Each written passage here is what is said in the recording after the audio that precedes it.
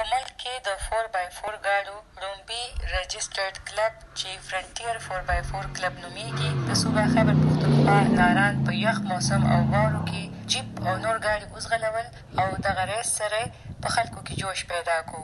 د دغه ریس مقابلو انتظام کوونکو تر مخه د دې د لارې دوی په ناران کې سیلګرۍ ته پرمختګ ورکول غواړي او پښتنو کې لوبو سره مینه هم سیوا کول غواړي.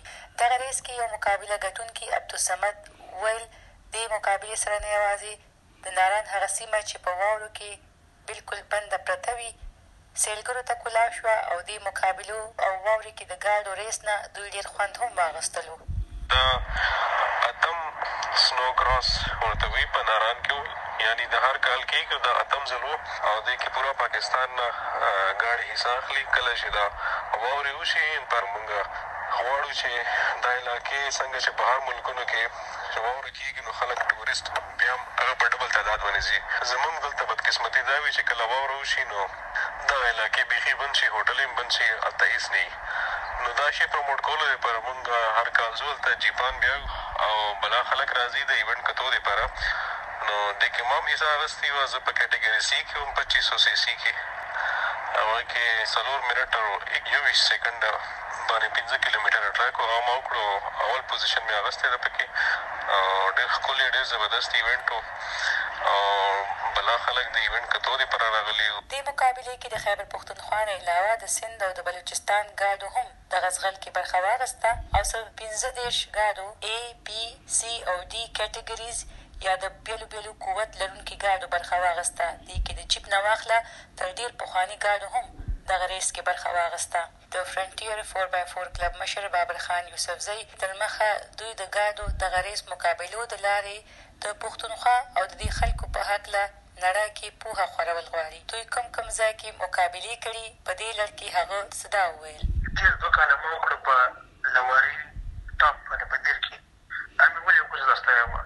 یو ډېر فیمس هغه دی یو دی هغه کړی دی چې لکه لواري روډ چې کوم دی لواري ټاپ والا روډ دې ته د غرزانو نوم ایښی دی هیل روډ.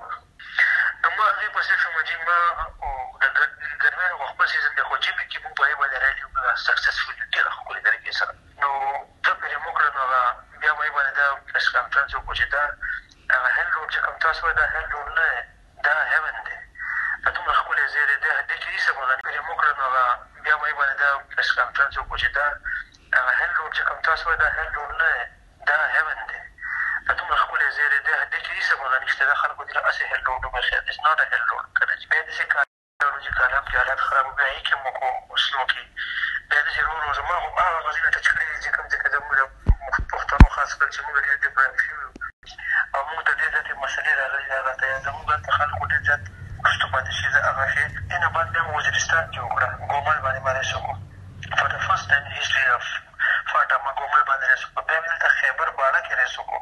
بیا مې په جمرود کې ریس وکړو. نو دا ټول شی چې کوم چې دا دي دا موټر سپورټس پروموشن خپل پر ځای خو زموږ د پښتانه چې دا چې ټول غواړي په دې شیانو باندې. نو موټر سپورټس داسې یو شی دی خاص کر د آف روډ ریسینګ چې دا کوم سره روان شوم د دارې نه تورخم نه را روان شوم باړې ته رالم باړه کې وګرځېدم واپس دې ته وزیرستان ته ووتم.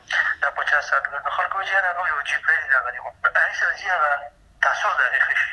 بل چې مونږ ته پکې هېڅ فاینانشل بینیفټس نشته. خپل تاوانونه به خپلې خرڅې کړو صرف خپل دې خاورې دپاره. هغه وایي دا صرف د ګاډو ریس یا ځغلول نه دي. دې سره خیبر پښتونخوا کې سیلګري به پرمختګ کوي او خلکو کې به لوبو سره مینه هم سیوا کېږي. سادیه قاسم شاه، وایس اف امریکا، ډیوه نیوز، پېښور.